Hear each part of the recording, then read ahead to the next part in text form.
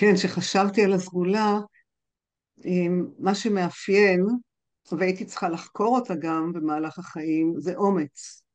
האומץ לפעול, האומץ להיות, האומץ ללכת מעבר, והתחלתי לחקור ככה, הכנה למפגש המאוד מאוד מיוחד הזה, ראיתי שבעצם יש שפע של נקודות מבט לאומץ. עכשיו, כמי שאני, אני לא חשבתי שאני אמיצה, אף פעם לא חשבתי שאני אמיצה, אבל אמרו לי שאני אמיצה, אבל אני לא חשבתי שאני אמיצה. אז לא הבנתי את זה, אבל כי אם רציתי לעשות משהו, עשיתי. אם נדחפתי למשהו, אז עשיתי. ובכל זאת, אמרתי, רגע, בואי, כשכבר גדלתי, בואי נסתכל שנייה פנימה, והתחלתי לראות שיש כמה סוגים של אומץ. אבל אם אני אתחיל רגע מאומץ שככה חשבתי, איזה סיפורים אישיים, יש לי כל כך הרבה שאני אפילו, זה לא, אז באמת, זה מטורף, אבל אני יכולה להגיד שהאומץ, נניח לברוח מהבית, זה אומץ, לעזוב את בית ההורים ולפתוח את הדלת ולצאת בגיל 2. הלכתי לשכנה, הלכתי. או למשל בגיל 4, אני ממש הולכת אחורה אחורה, כי עשיתי המון המון דברים חריגים שונים, כנראה שהיה שם אומץ, אבל תכף אני אסביר מה זה האומץ, היום אני יודעת מה זה היה האומץ הזה. ובגיל 4, כשנסענו לארצות הברית, אמא שלי לקחה אותי לארצות הברית בשדה התעופה, עזבתי את אמא שלי, הלכתי, נעלמתי לה בשדה תעופה של ניו יורק, וחיפשו אותי המאבטחים המון המון המון זמן, ואני עליתי במדרגות הנאות, וירדתי במדרגות הנאות, ועליתי וירדתי, עד שמצאו אותי. עכשיו אני מספרת את זה כי זה המהות שלי. אני חושבת ואחר כך גם ברחתי עם אח שלי מהבית. בקיצור, הנושא של החופש, בשבילי זה הכמיהה לחופש, לזהות את מי שאני, כי תמיד זה היה להתנגש בדברים שלא התאימו לי, אבל הייתי צריכה ליישר קו בתוך הבית.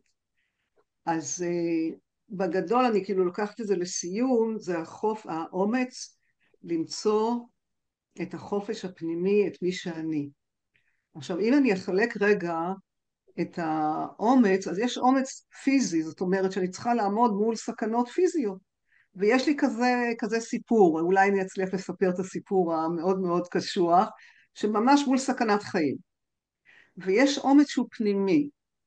זאת אומרת, אומץ שאני מתחילה להסתכל פנימה, לבחון כל מיני היבטים, חולשות, דברים שהם פחדים, חרדות, חששות, להתעמת איתם מבלי להאשים את עצמי.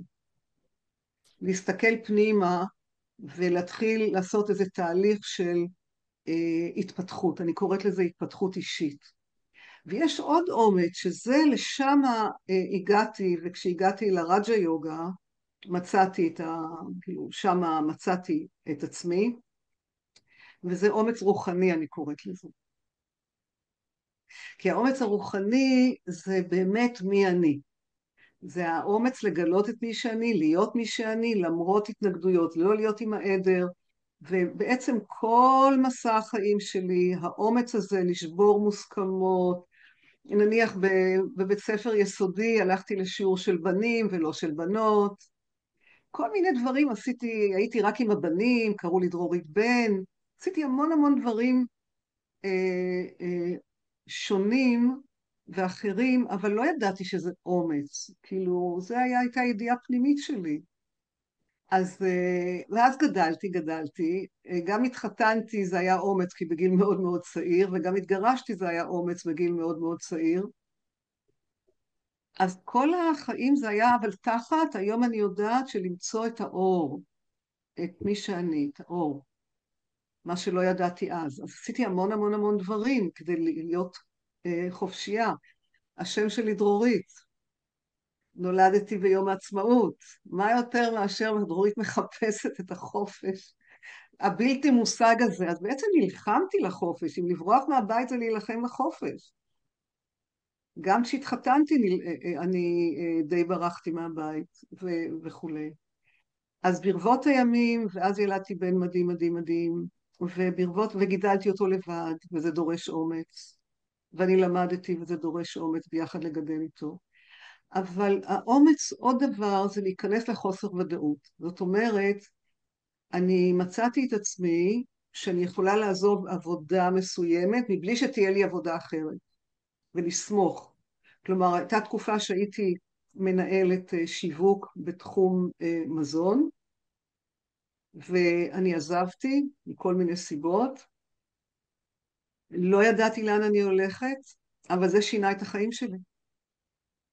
כי משם הפכתי לקואוצ'רית, וכי למדתי קואוצ'ינג, אבל קיבלו אותי לחברה של קואוצ'ינג, ושם נכנסתי, והיה שיפט מאוד מאוד גדול ממנהלת שיווק לקואוצ'ריות.